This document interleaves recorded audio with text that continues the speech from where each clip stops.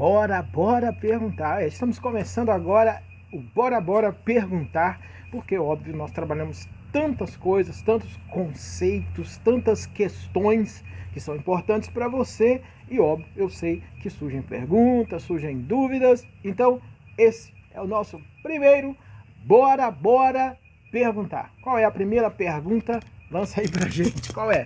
A primeira pergunta é: bom, do alto aí da sua experiência de coaching e falando tanto sobre poder de vida, a gente gostaria de saber o que é a felicidade para você. Depois de todas essas experiências pessoais e profissionais, o que você diria que é a felicidade? Então, é interessante porque a gente, óbvio, existe uma discussão filosófica desde o início da filosofia ali. Você tem uma questão que os filósofos eles tentam responder a dinâmica da felicidade, né? Então, eu poderia aqui aprofundar alguns momentos históricos com algumas definições sobre o que seria a felicidade. Mas dentro da nossa metodologia, que é o que eu sempre trabalho com as pessoas, né, dentro da teoria da atenção, a felicidade ela está ligada, dentro da nossa metodologia, à descoberta do seu poder de vida.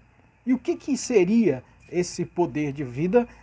Descoberta daquilo que é o seu melhor, daquilo que você gosta, daquilo que você faz. Por isso, eu sempre digo, dentro da dinâmica da pesquisa acadêmica, né, que eu também, de certa forma, faço parte, pelo fato de ter feito também uns doutorados, né, mas eu digo que a gente estuda muito para fazer as coisas se tornarem de forma simples. Eu aprendi muito, e digo isso, eu aprendi muito, porque o mesmo tanto eu diria que eu me dedicava a estudar, era o mesmo tanto que eu me dedicava a estar com pessoas.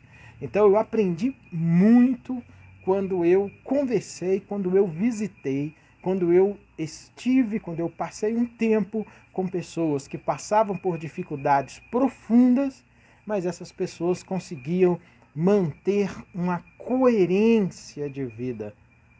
Uma coerência de vida.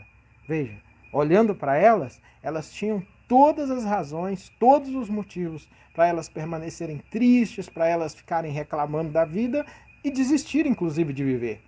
Mas eu não sei por que elas descobriam algum lugar muito profundo nelas e a partir desse lugar elas conseguiam tirar forças que davam um novo sentido para a vida e a partir disso elas conseguiam passar uma experiência de vida de felicidade. Então eu já posso dizer que dentro do nosso conceito, felicidade não é ausência de problema, mas é encontrar um caminho, e esse caminho está numa dinâmica profunda que te possibilita estar coerente. Estar coerente te leva a ter saúde, leva a ter saúde te leva a você planejar o seu dia, você levantar, você viver. Isso pra gente é a ligação entre felicidade e poder de vida. Então a gente gostaria de saber quais seriam, quais seriam os possíveis caminhos que uma pessoa pode começar a fazer para ela conseguir mapear esse poder de vida dela e encontrar de repente esse seu lugar interior, né, pelo que você fala, de felicidade. Então é muito boa essa pergunta. Essa pergunta ela aparece quase sempre quando a gente está fazendo a nossa formação em coaching. Nós temos uma formação que nós ensinamos a nossa metodologia para que outras pessoas possam usar, possam passar para outras pessoas, acompanhar outras pessoas. Então, se por um lado nós temos uma dinâmica profunda, né, filosófica da felicidade, que leva a felicidade também para um lugar um pouco mais relativo, né? O que é feliz para um não é necessariamente feliz para outro. Nós podemos dizer também que as pessoas possuem uma singularidade. O que significa essa singularidade? Existe um mistério, gente, na existência. Existe um mistério. Né? Nós temos milhares de pessoas no planeta, mas nenhuma dessas pessoas é 100% semelhante à outra.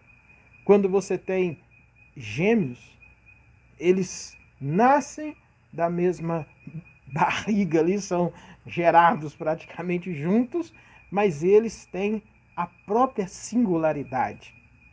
Então, isso para a gente está ligado à dinâmica do seu poder de vida.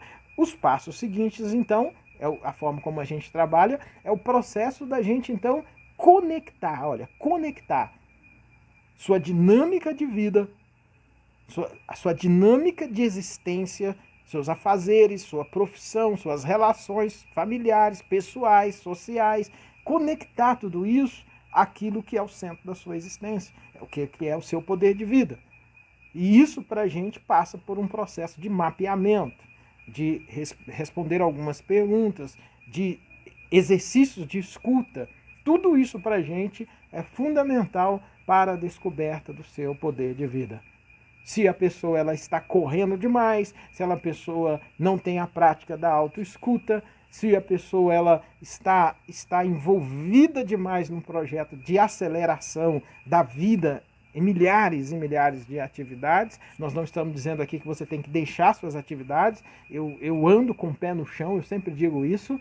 A gente trabalha com pessoas reais que tem que pagar as contas, que tem que levantar cedo, que tem que colocar o filho na escola, que tem que voltar para casa, que tem que pegar o metrô, que tem que pegar o ônibus, que tem que pegar o trem cheio. Mas como eu já disse em outras situações, o grande desafio da felicidade e da descoberta do poder de vida não é propor uma vida que não seja a nossa. É no meio do caos encontrar ali o fio condutor de equilíbrio.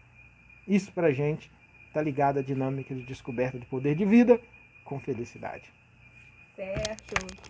E você fala muito que estar vivo é um milagre. O que é isso? Você pode contar um pouco para a gente? O que tem de bom em estar vivo? A gente quer saber no seu olhar.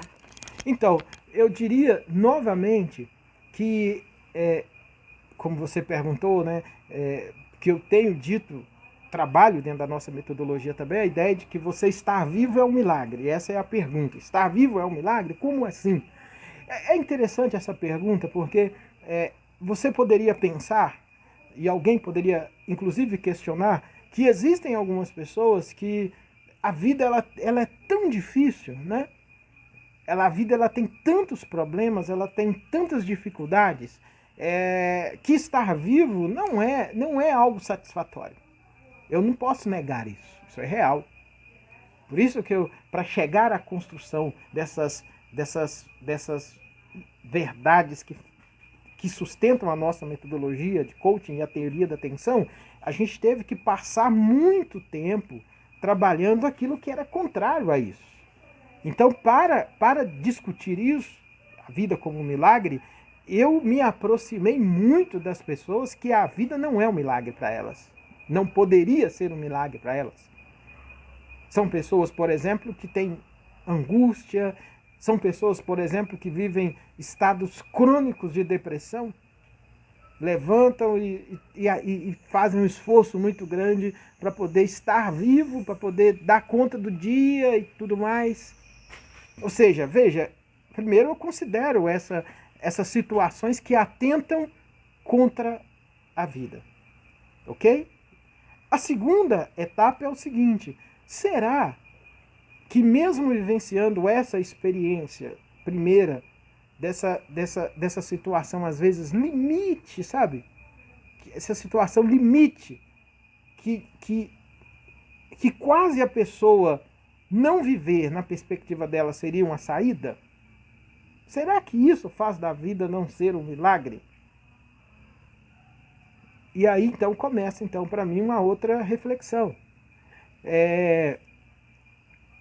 Tem um autor que é interessante, que é Viktor Frankl, que ele passou aquele período ali dentro de um campo de concentração, e depois ele vai desenvolver toda a metodologia dele sobre a logoterapia. E é interessante que quando você vê os relatos de pessoas que viveram essa situação limite, sabe? Essa situação que, como a gente está dizendo aqui, que às vezes é difícil até como que uma pessoa, numa situação onde um dia morreu o seu colega, no outro dia morreu o outro, falando do campo de concentração, de uma humilhação tão grande, de perda da dignidade, sabe? O prazer do outro que vem te violentar é que você perca a sua dignidade. Então ele não te mata de uma vez, ele vai cozinhando ali, vamos dizer assim, o galo, até que você desista de viver. E aí algumas pessoas que passaram por essa experiência, ou que vivenciaram essa experiência nos campos de concentração, elas também narram que no meio, vamos dizer assim, dessa graça, dessa ausência de graça da vida, parece que existia por trás, sabe? Por trás, lá no profundo, existia alguma coisa ainda que pulsava. E que mesmo que na parte alta, vamos dizer assim, que era a parte que podia ser observada, que estava tudo morto, tudo sem sentido, existia um fragmento aqui embaixo,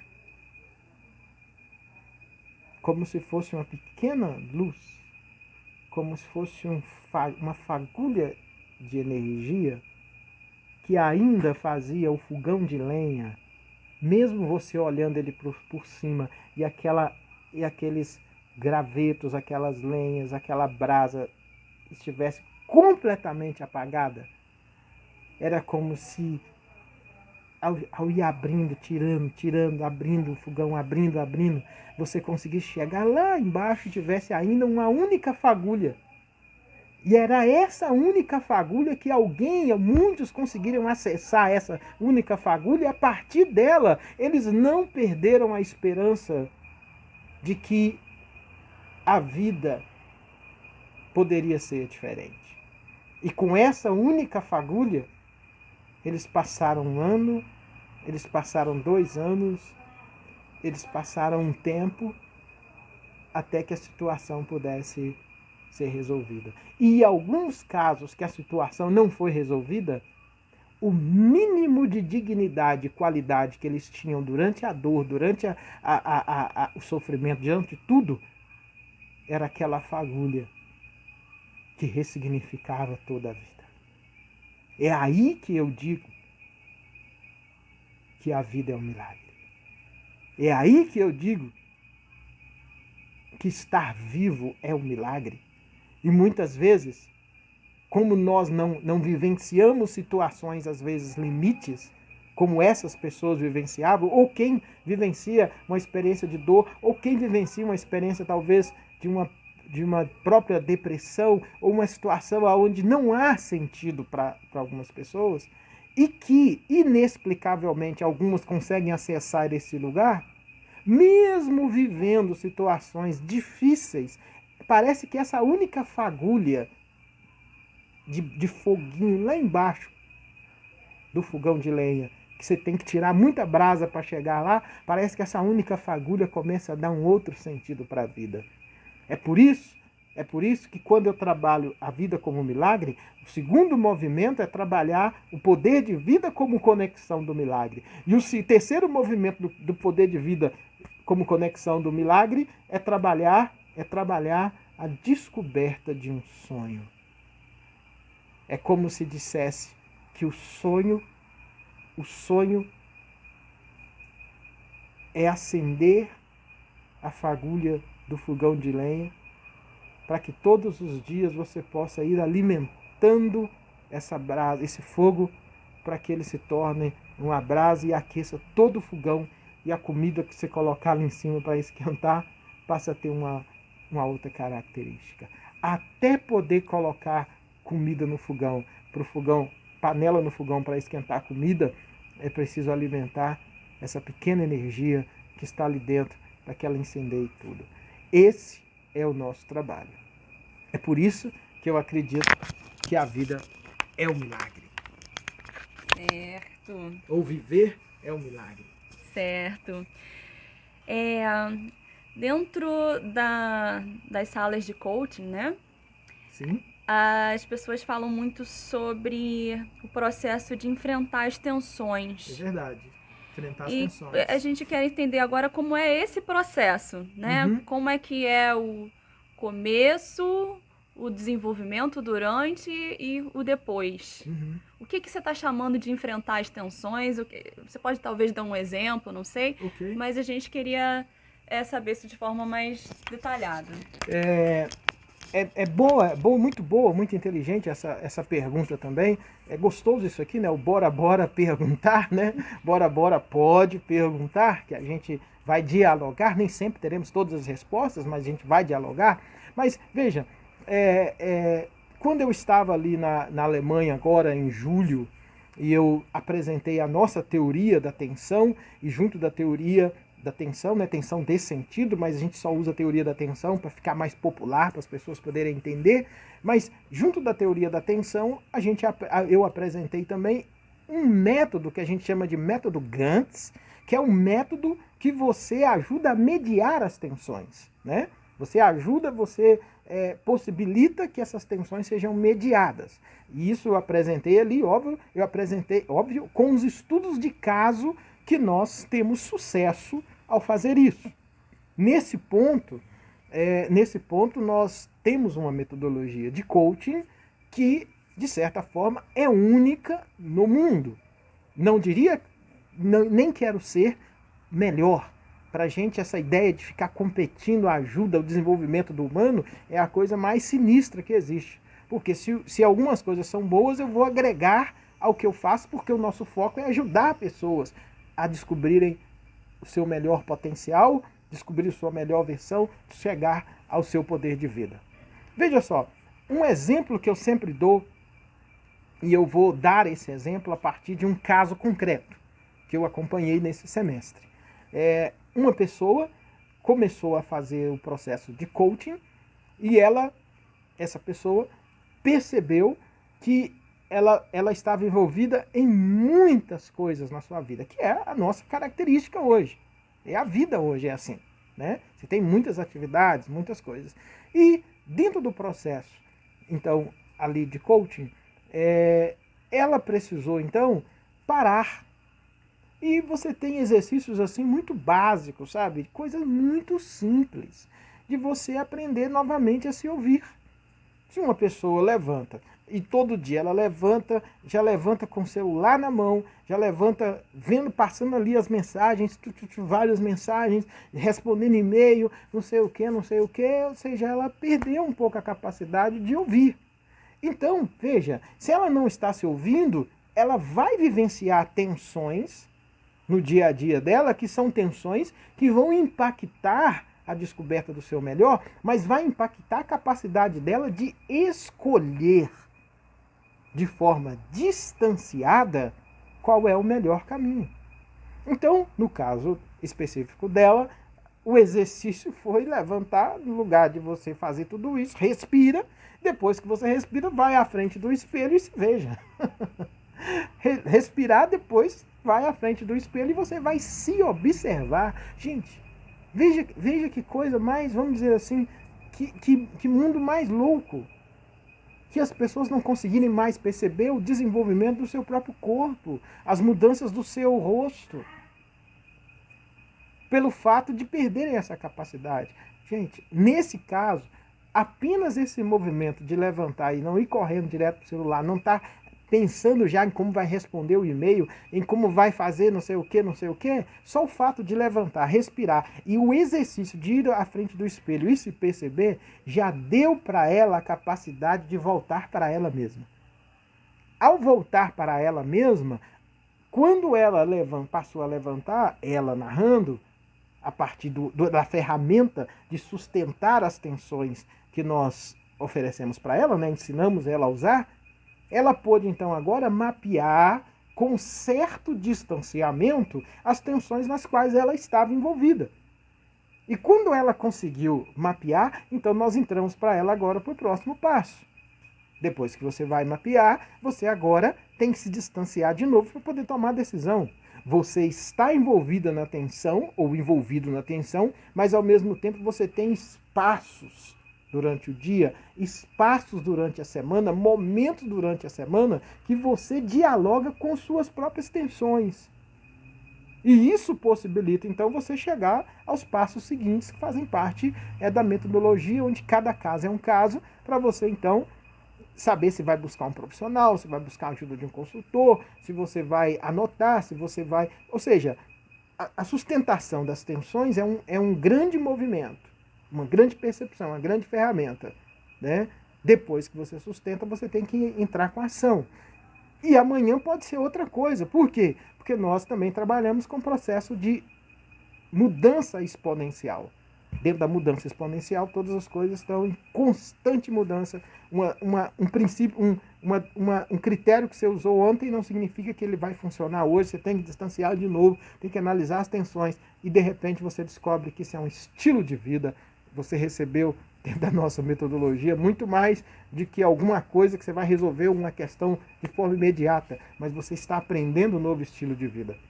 Nesse sentido, talvez seja essa um grande diferencial da nossa metodologia, porque as grandes tensões, para chegar nessa conclusão, eu tive que fazer um trabalho de pesquisa de um PhD, onde nós tentamos mapear as grandes dores e as grandes mudanças que acontecem hoje no mundo e como essas mudanças impactam a pessoa, a definição do que é o ser humano, das decisões, daquilo que você tem que fazer. Então, basicamente, é isso. Certo. Então, o que é objetivamente essa tensão de sentido de vida? Esse conceito que você usa, o que ele quer dizer? Exatamente, objetivamente. Então, essa pergunta, né, o que é a tensão de sentido, né, que vai gerar tensão de sentido de vida, veja só, dentro da nossa teoria, né, eu diria dentro do meu trabalho acadêmico, né, tudo que eu faço tem uma fundamentação teórica profunda e eu tento simplificar isso porque as pessoas, eu quero que isso seja acessível a todas as pessoas, como nós já fazemos no nosso trabalho de coaching, ou no trabalho com as empresas, no trabalho com os executivos, no trabalho com diretores. Tudo isso é muito acessível. Mas para ser acessível, primeiro teve uma fundamentação teórica. E isso traz segurança e credibilidade também para as pessoas de saberem que elas estão sendo inseridas em alguma coisa que já foi discutida. Por exemplo, quando eu apresentei essa teoria na Europa, né, especificamente ali, embora eu estudei na Alemanha, mas eu apresentei no segundo doutorado em Portugal. Eu tive um debate, um diálogo com 8 doutores de várias partes da Europa. E veja a importância disso, porque a tensão de sentido de vida, ela é uma teoria que a gente chama de tensão criativa de sentido. Né? A gente estuda, a gente pesquisa as grandes mudanças do século e como essas grandes mudanças elas vão impactar para sempre na forma como o ser humano compreende a vida. E aqui, e você já acompanhou um pouco esse diálogo, e nós vamos trazê-lo para entregar para vocês também, que são as pessoas no mundo que 1 ou 2 vezes na semana a gente tem um diálogo através de um aplicativo onde nós nos encontramos ali, e as pessoas tentam aplicar essa teoria da atenção dentro do seu contexto fora do Brasil. E isso é importante porque aí a gente escuta como de fato, em outros lugares do mundo, as pessoas estão tentando dar conta dessas grandes mudanças. E aí veja, o que significa isso? Do ponto de vista filosófico, do ponto de vista teórico, significa existem grandes mudanças no planeta que dizem respeito ao fundamento da casa. Lembra da casa?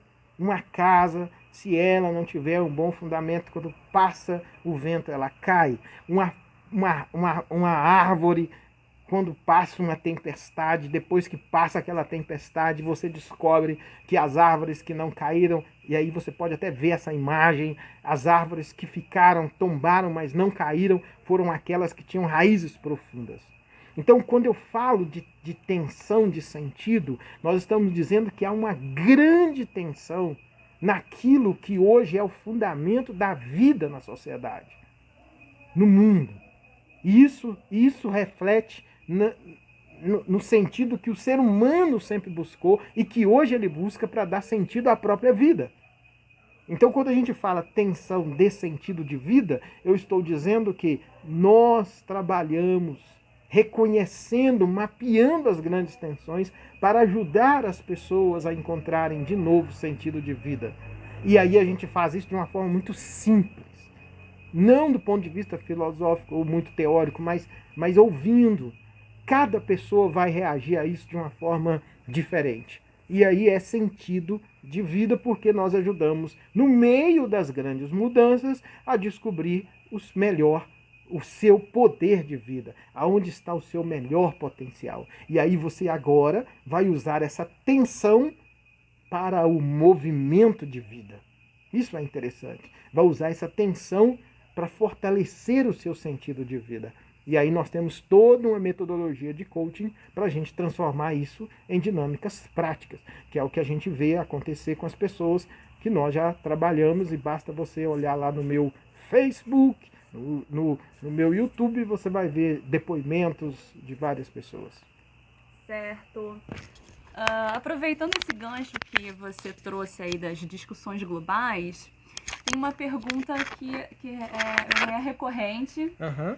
E eu, vendo no seu material dos últimos escritos acadêmicos seus, como se correlaciona a sustentabilidade com essa nova, com essa forma de empreender, de ser uma empresa, ser WTS, e o que isso tem a ver com a nova discussão de economia do mundo? Seria isso. Então, é muito, muito inteligente também. Essa é uma pergunta que ela chega muito porque as pessoas têm a concepção de que sustentabilidade é simplesmente você fazer uma reciclagem, você não jogar o papel no chão, você trocar o copo de plástico por um outro. Ou seja, elas têm uma visão da sustentabilidade muito pragmática. É muito parecido com a visão de coaching que se tem no Brasil, muito pragmático. Ou seja, na Alemanha, onde a gente faz todo esse diálogo, nós apresentamos nossa teoria, nós ensinamos e nós aprendemos, a discussão é muito mais profunda, né? E aí eu gosto dessa pergunta porque o projeto nosso é de felicidade, né? Tudo que nós trabalhamos, nós acreditamos que, de um lado, a felicidade é teórica, é filosófica, é uma discussão, é relativa, mas existe outra coisa que não.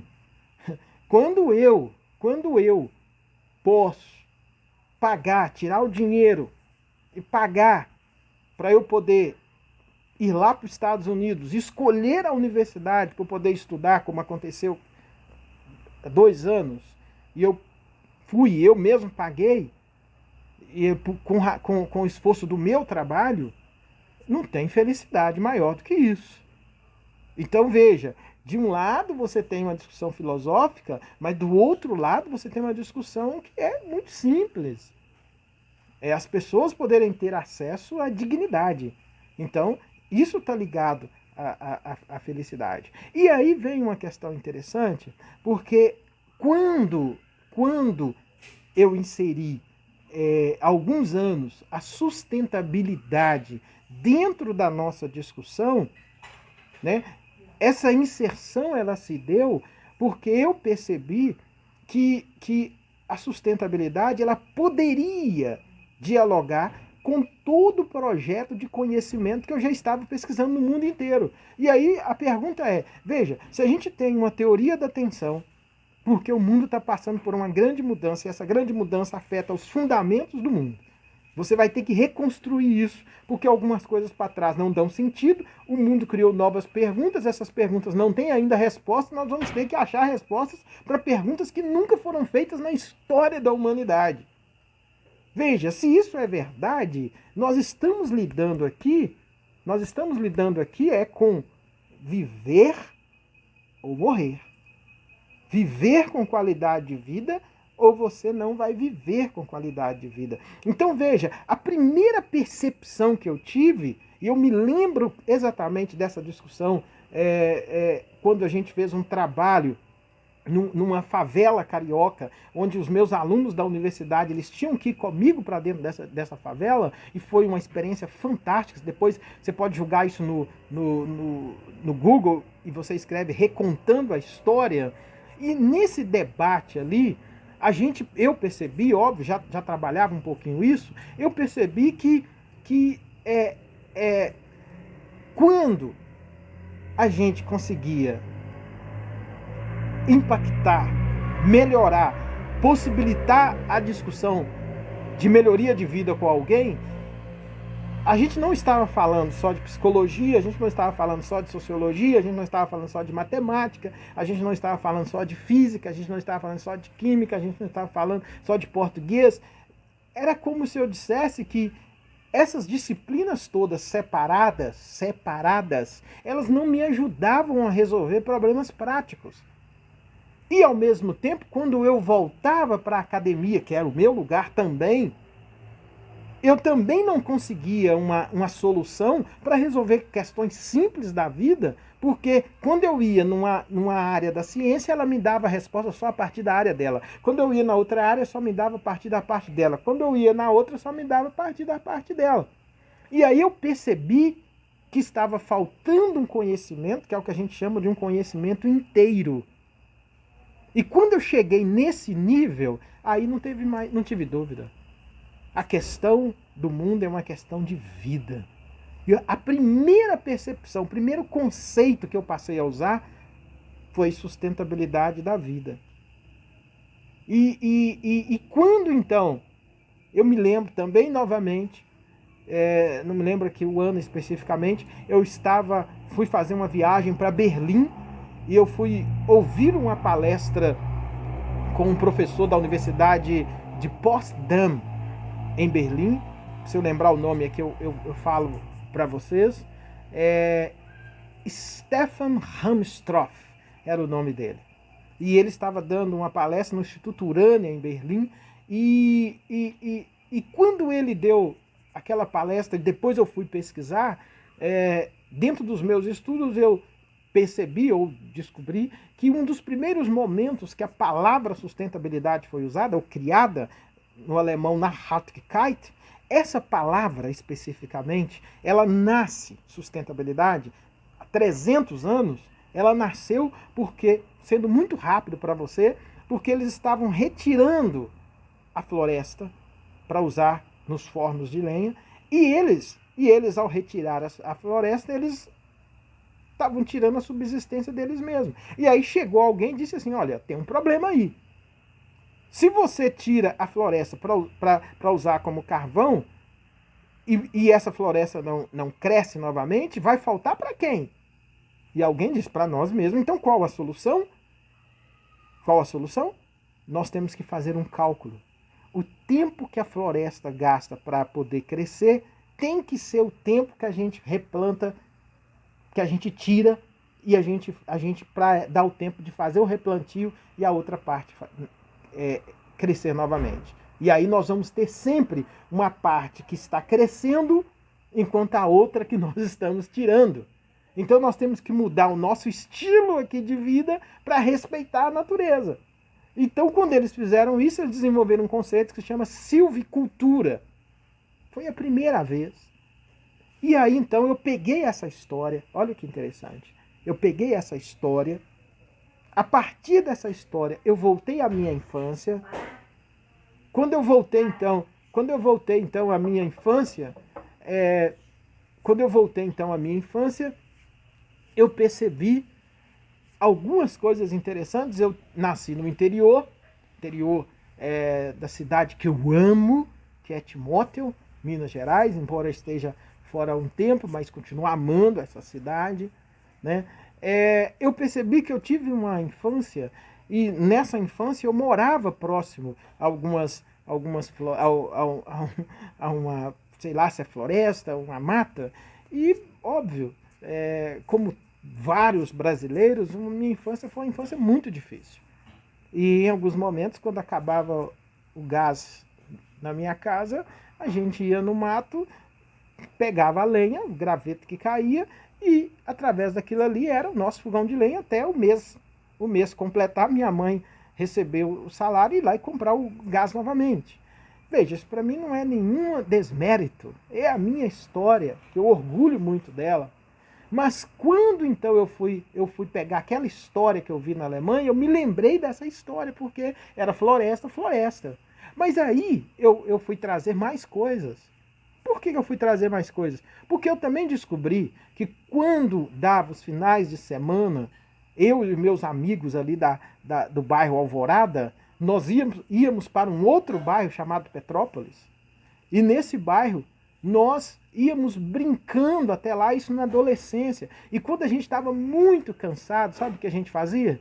A gente ia para debaixo das árvores e a gente então descansava. A árvore não era só a árvore que a gente poderia usar no fogão de lenha. A árvore era aquela também que nos dava descanso. Mas também à noite, quando a gente estava brincando, de dia também, de pique-esconde, a árvore era o lugar que nós subíamos para esconder dos nossos colegas. Então a árvore não era apenas a madeira que era usada no fogão lá. Mas também nós tínhamos outra coisa que eram os pássaros.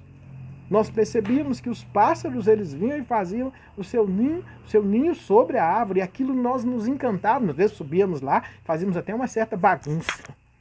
Mas também a mesma árvore, era que a árvore que quando chovia a gente se escondia debaixo dela. Mas era a mesma árvore que quando caía as folhas, e eu me lembro, na casa de um amigo meu, ali também na rua Alvorada, na rua Pernambuco, no bairro Alvorada, que quando chovia, que a gente às vezes ia lá, a manga já tinha, que caía do pé, ela já tinha entrado no solo, e aquele solo produzia fungos, e aqueles fungos alimentavam, sabe o quê? As galinhas que ficavam soltas, que vinham ciscar naquele local. Eu usei isso para fazer a seguinte pergunta: será que árvore é só árvore? Será que ao redor de uma árvore você não tem uma série de outras coisas que são fantásticas e que podem trazer sentido, sustentabilidade da vida? E aí, óbvio, não tinha como não lembrar das diversas vezes que a gente ia conquistar uma garota e que muitas vezes a própria árvore virava aquele lugar onde a gente tinha a memória de talvez ter dado o primeiro abraço, o primeiro beijo e ter experimentado a primeira experiência do coração pulsar pelo amor. Por isso, logo em seguida, quando eu comecei a discutir sustentabilidade, eu trabalhei sustentabilidade da vida e logo desenvolvi um conceito que talvez nós somos da WTS o único a usar no mundo inteiro, que é o Whole Sustainability, que é a sustentabilidade inteira. E aí a pergunta também veio: qual é a área da ciência, do conhecimento, da faculdade que nós vamos desenvolver esse conceito dessa forma? E aí veio de novo um pouco de crise, porque as escolas, quando eu estudava sustentabilidade pela arquitetura, permacultura ou a sustentabilidade mesmo, ela só dialogava dentro da área da arquitetura. Quando eu ia estudar sustentabilidade a partir, por exemplo, das construções, era construção sustentável. E aí, quando alguém vinha aqui colocar um prédio para fazer uma top construção sustentável, não existia um diálogo com a memória do lugar. Não tinha um diálogo com aquela árvore necessariamente, porque estava olhando apenas a partir de uma perspectiva do desenvolvimento. E eu pude visitar ali em Curitiba várias experiências assim. Tive a honra de visitar a primeira casa sustentável do Brasil com um professor chamado Eloy Casagrande. Ou seja, a gente foi a fundo nisso. Fomos a fundo. E aí veio a percepção de que se de certa forma esse conhecimento ainda não cabia dessa forma mais ampla, dentro de áreas, às vezes, da ciência, por elas estarem um pouco fragmentadas, por que a gente, então, não desenvolver esse próprio trabalho? Construir um novo conhecimento. Construir um novo conhecimento que responda às grandes demandas da nossa área. E aí, então, a sustentabilidade é e continua sendo um tripé para a gente fenomenal, né? Vários autores trabalham a dinâmica da sustentabilidade no mundo, e nós usamos então a metodologia de coaching como um braço. Nós temos vários braços. Nós usamos a metodologia de coaching para desenvolver o ser humano, para ajudar o ser humano, na verdade. Se falar de sustentabilidade da vida, falar de sustentabilidade inteira, é trabalhar caminhos para a felicidade.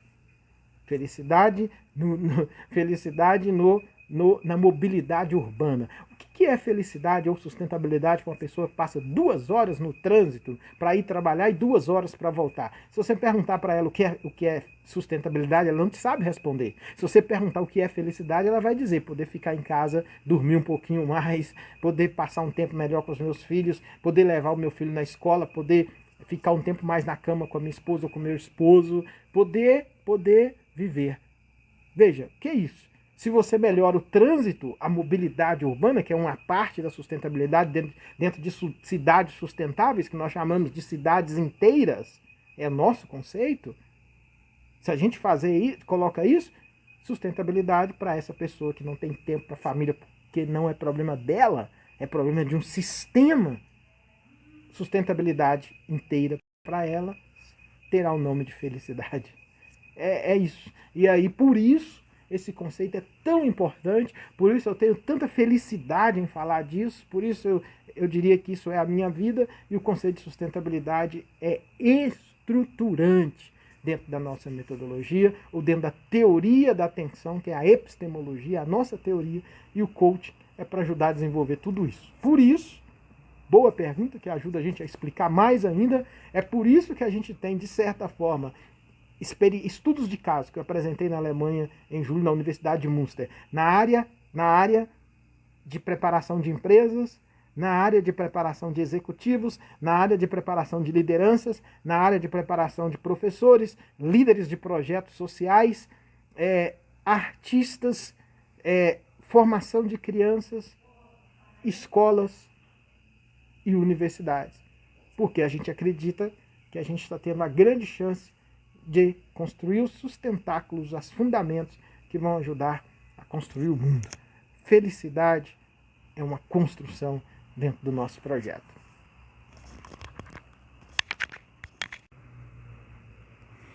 Então, tudo bem? Por hoje são essas perguntas. Eu sou a Ariane Viegas, fazendo as perguntas aqui no nosso quadro. Bora perguntar! Bora perguntar! Esse é um novo quadro nosso para poder entregar para você sempre o melhor conteúdo. Então, até o Bora perguntar. Bora coaching!